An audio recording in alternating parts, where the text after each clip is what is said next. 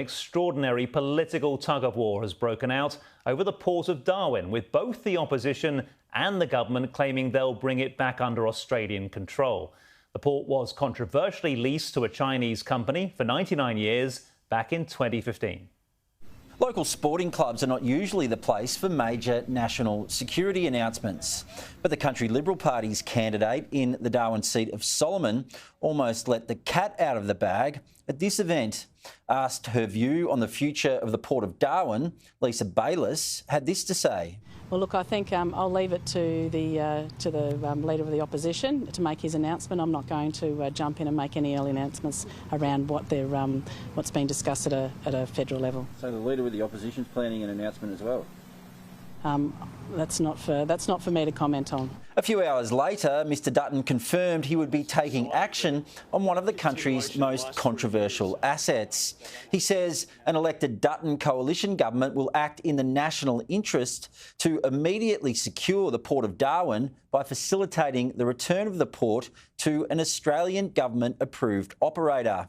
In 2015, the Northern Territory's Country Liberal Party government leased the port for 99 years to Chinese company Landbridge in a move that raised concerns all the way to Washington. Outrage over the lease forced the Turnbull Coalition Government to change laws, so state and territory asset sales come under the Foreign Investment Review Board. Now, Mr Dutton says his government would appoint a specialist commercial advisor to work with the NT government to secure a new Commonwealth-approved owner. If that can't be done in 6 months, a Dutton government will use Commonwealth powers to compulsorily acquire the lease and pay Landbridge compensation.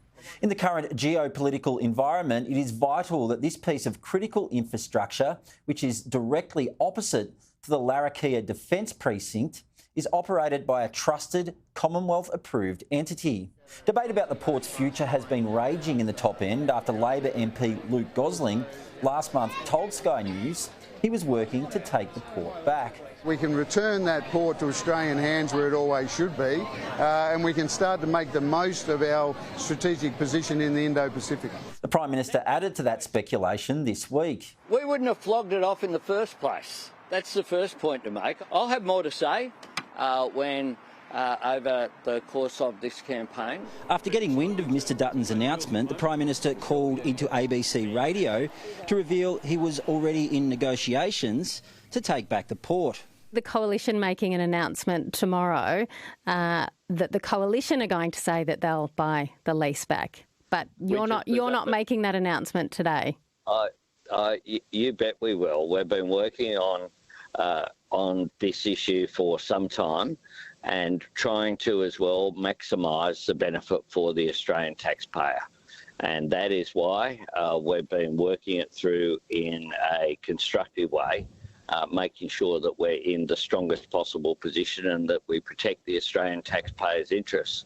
What the Coalition have now done is pretending that it had nothing to do with them at all and essentially following us. Matt Cunningham, Sky News, Darwin.